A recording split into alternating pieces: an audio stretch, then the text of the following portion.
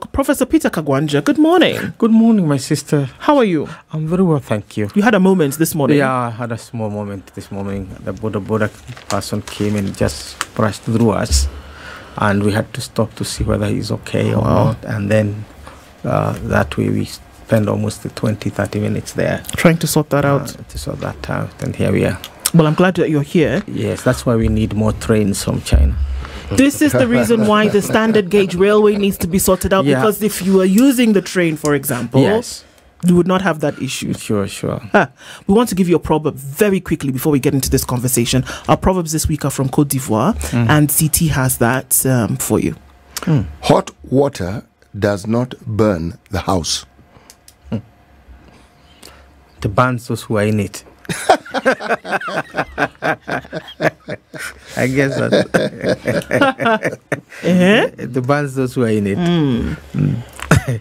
That's how you would interpret it, Prof? Well, hot water does not burn the house. Yeah, because how else? Because it's hot water.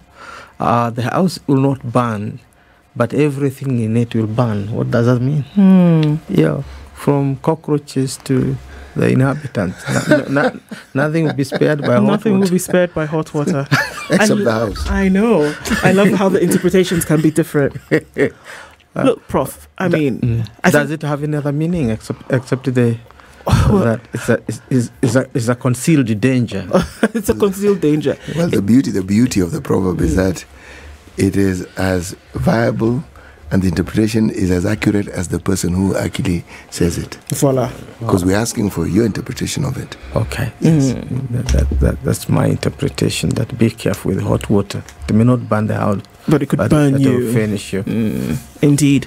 Well, things that could actually burn Kenya at this point. Yes. Loans would not necessarily kill anyone, but in this case, they could possibly then, get Kenya deeper into the water. The president, as you know, is currently having conversations with President Xi Jinping during the Sino-Africa Relations Summit that's happening currently in China. And some of the big ticket items that are being asked for: development projects, support for them, the standard gauge railway extension, the dueling of the Rironi Mao Summit, Eldoret Malaba Road, a lot of things coming into play here.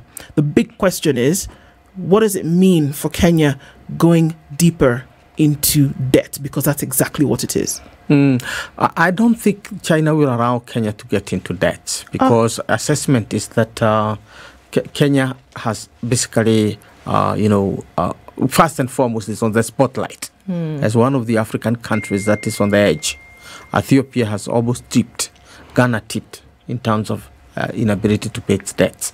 So China is not basically negotiating what you can call new debts or new loans with African countries.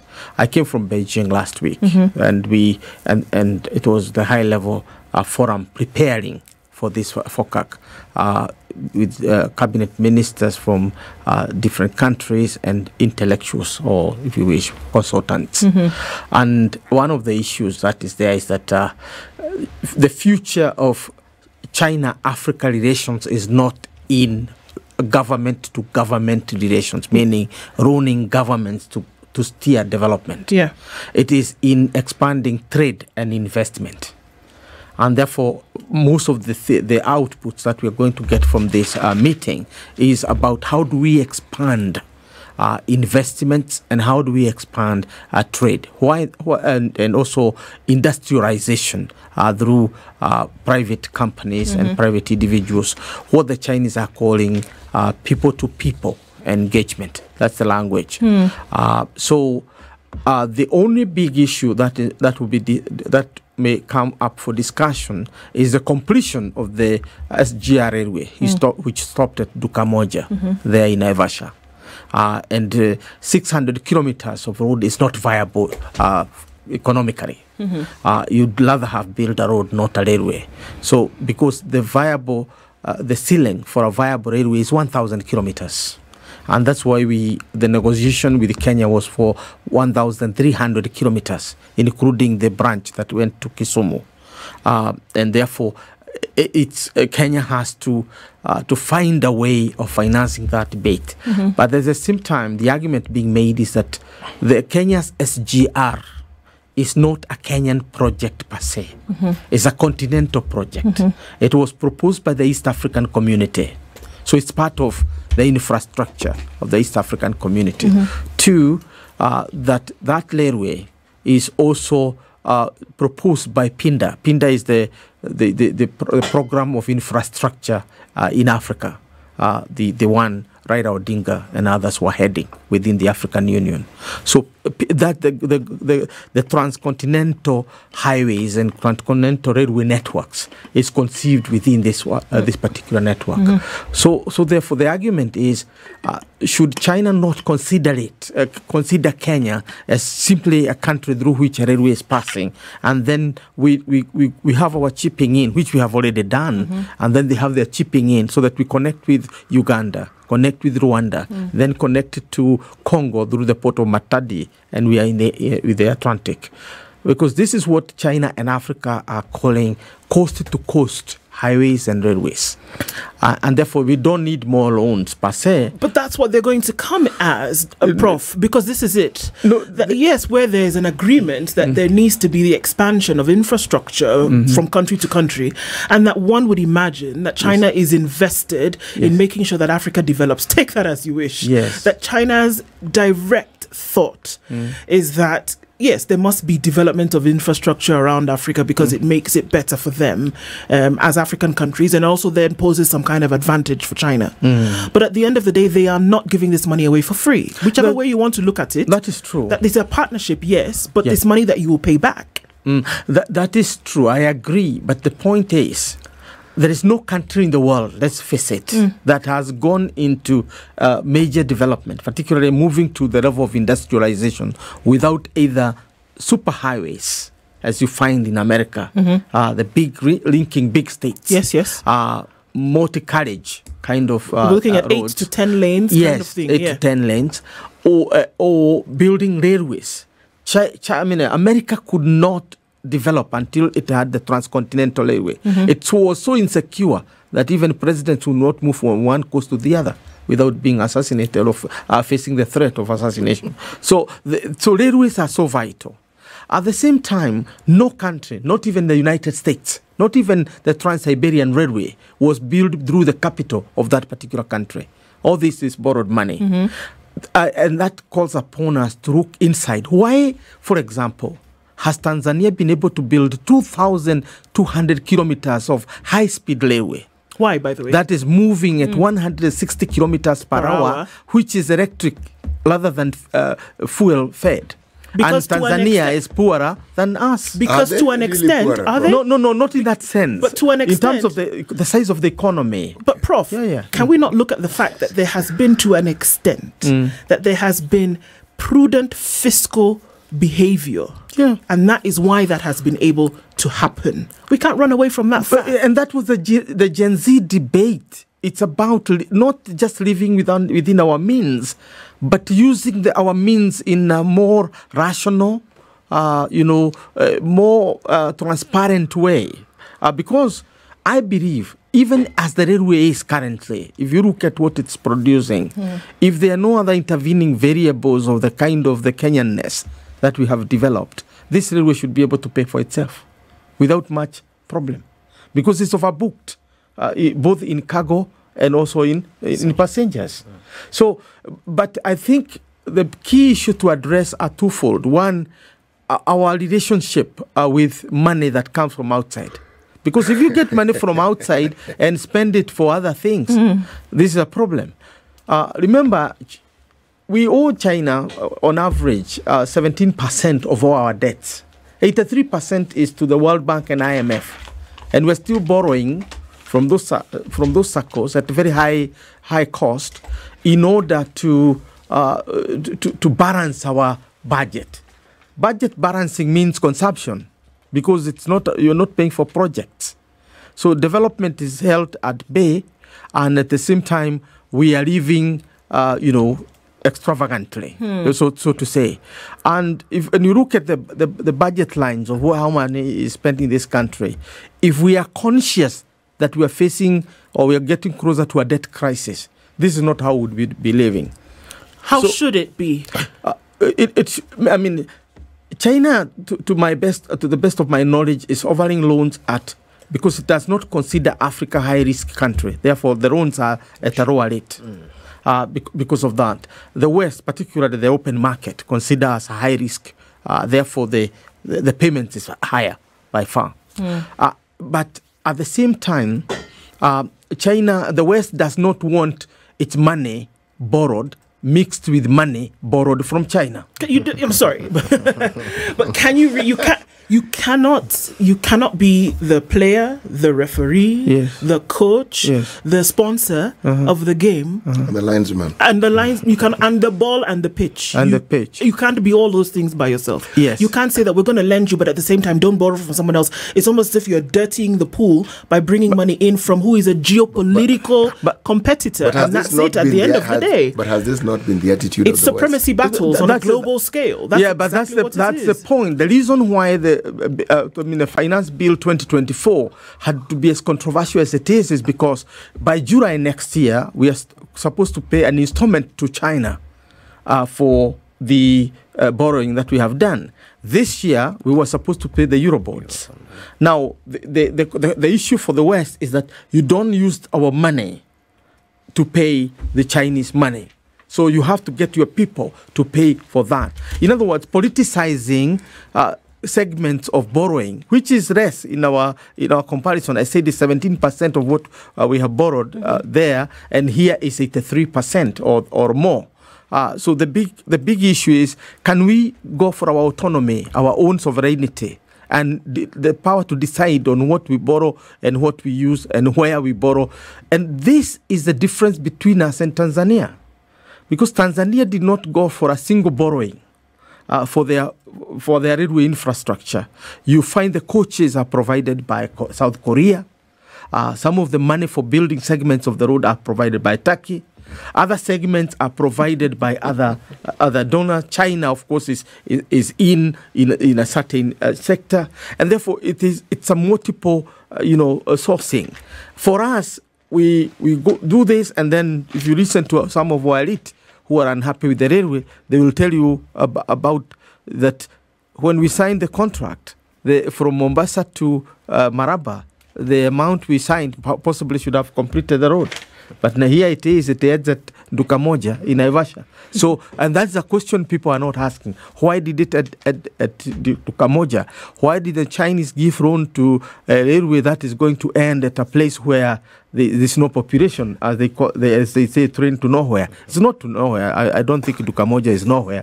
But it is in the middle of nowhere.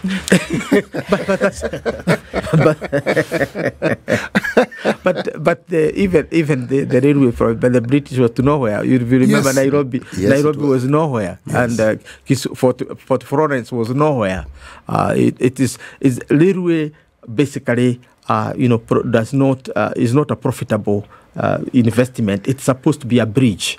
So if you start costing bridge in terms of its profitability, then your thinking is... What you said is actually true, because railway services, even in the West, is subsidized. Yes. It is part of the reason why it works. But it's a service that is necessary. Yes. And what it provides in terms of making many things possible overrides that element of profitability. But when you come to Chinese... money that we borrow from the Chinese government or from the East, there's a conversation which, in my mind, emanates from the West. There's something called a debt trap. Debt trap diplomacy. Yes. When you ask the question of, okay, it is alleged, it has been said, has been spoken of, those who can crank the numbers have cranked the numbers and have said, comparatively, let's look at, and we look at Ethiopia, we look at Tanzania. This is the sort of money that they spent. Railway traverse this length of, and for this money they got faster trains, they got newer trains. Then what did we do for that same amount of money? Now the question is, how did that happen? Loans from the West come with conditionalities, and it is argued that loans from the East do not come with those conditionalities. They lend you the money. Once they lend you the money, so you borrowed it. if you didn't complete your project, that's your problem. Because if it's money that they'll want their money back. Now, the reason this logic seems to have been preferred is because it then explains why it is people prefer money from that. But they're even cheaper loans than those ones. If you go to Japan, they will charge you, 0.02%? All I'm trying to say is the options for borrowing have always existed. So the question that I'm asking is, what is it about our people and why is it that we prefer certain types of loans? When we know that given what we need to do, there are loans that we could have acquired which are cheaper. No. Prof? Yes. Now, first and foremost, it is not about the cheapness of the loan. Chinese loans have conditionalities. Let's get it. The difference is the type of conditionalities. Western loans, the conditionalities on Western loans are ideological. They are based on their values and cultures. You have human rights, good governance. You can interpret what good governance is. All these are the conditionalities, and who you employ and who you don't employ, where you procure, the materials that you are going to use for that. Chinese loans or Eastern loans, even Japan, have conditionality that the project for which the money was borrowed is completed, and therefore that's why they come and supervise. If you examine the SGR railway. Now, where we cut corners is where you now start talking about land. An acre of land in Mazelas or part of the lower coast. Before that time would cost about 5,000 to 10,000 per acre. The moment the railways were marked, land prospecting came in, and somebody is getting, $1 million per acre or 10 million per acre, depending on how you want, and you are selling in a free market. So these are some of the problems that we have in Kenya. Yet the railway has to be completed. How would it happen? And I think this is comes to the crux of the matter here, is that there is a need for development. That goes without saying. Yep. There's also a need for prudent. There's a need for fiscal austere responsibility of government resources. That development is actually the purview of government. You must do it. We know that. But you must do it in a responsible manner. How then do you cut between where we have seen that there has... Look, Prof, we know for a fact that a lot of the money that has been borrowed in the past, we cannot pinpoint where it has gone in terms of development. You can't see it in the books. Auditor generals have flagged over and over again. We can't see it. Where did it go? So what should be the solution here? You owe so much. There's no responsibility when it comes to fiscal management, but at the same time, you need to develop. What do you do? I think that's where we are. We need to get to the basics, and that's what I liked about the debate that was brought up by the younger generation, the Gen Zs, because what they were saying, we are not going to debate the debts. One thing is our sovereignty is supreme. We have to assert ourselves as a country, Kenya. That's what they were calling the flag. Two, we have to be responsible ourselves in terms of the way we use our resources in a certain way. And the idea was to point at different areas where this kind of corruption or this kind of misuse of funds is occurring. And therefore, our focus has been on what we are calling debt trap diplomacy. But how do we get into trap? I have been this process for 24 years, since FOCAC started in 2000. FOCAC is now 24 years old. FOCAC is Forum for China-Africa Cooperation, the one that is hosting this summit. And 2 years before the summit occurs, debate starts. What are our African priorities? And that's what is different between, going west and going east. This conference takes place every 3 years. Yes. And every conference has to come up with 2 products. One, of course, is the usual declaration of what you want to achieve. But most importantly, the action plan. And the action plan is pinpoint. If it is in agriculture, how many schools or how many colleges or how many farms are we opening up? So when you look at the one from Johannesburg in 2015, the one of Beijing 2018, the one of in Senegal, Dakar, Senegal 2021, they are very clear. How many students are going to leave Kenya to China? How many kilometers of roads are going to be built here? And how much are they going to cost? Even the budgeting. meaning it's a collective process, which we have never seen in our relationship with the West. Two, it is biased because in the sense that infrastructure, or what we're calling connectivity, is the key issue. Whether it's a fiber optic cables, or it's railways, or it's roads, or it's opening up ports. Why? Because according to the Chinese, they developed themselves because they got the infrastructure. Without the infrastructures they have, they would not be what they are. So their priority is in those areas. I guess the point is, even as we go there for the infrastructure, look at the expressway. Expressway is not a loan. It's not a loan to government. And this is the future of investment here. Expressway is essentially an investment, PPP investment, and has no loans attached to it that the government has to pay. It is long term that the project will pay for itself. And this is the model the Americans have now adopted in proposing to build the dual carriage from Mombasa to Nairobi. It is not Kenyans will pay for it, but will pay in terms of tolls rather than the government paying loans. I think this is less prone to corruption and misuse of funds because the investor wants to get the best out of their money. And therefore, there is no multi-million money that for corruption. And this is what this FOCAC summit is about, the one in Beijing now.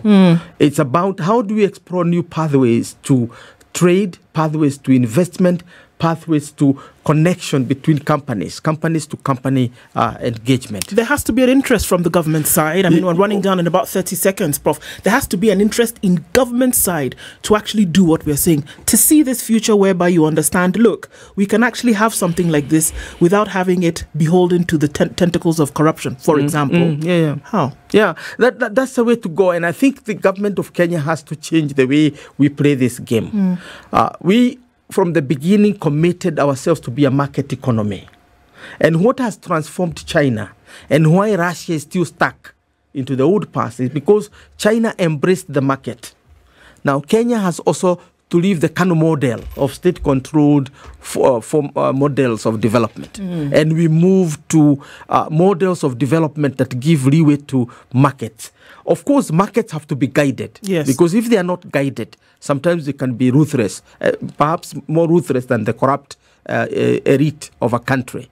Therefore, the state has a role to keep the discipline. It's the referee. It has to keep the discipline within this game. If it doesn't, we are doomed. We're doomed. I wish that time allowed us to have a longer conversation, Prof, because I think these are issues that we have to put out into the open and we have to do so regularly. It's our hope that you'll join us again in the near future for longer. This is the Situation Room, the only way to start your day.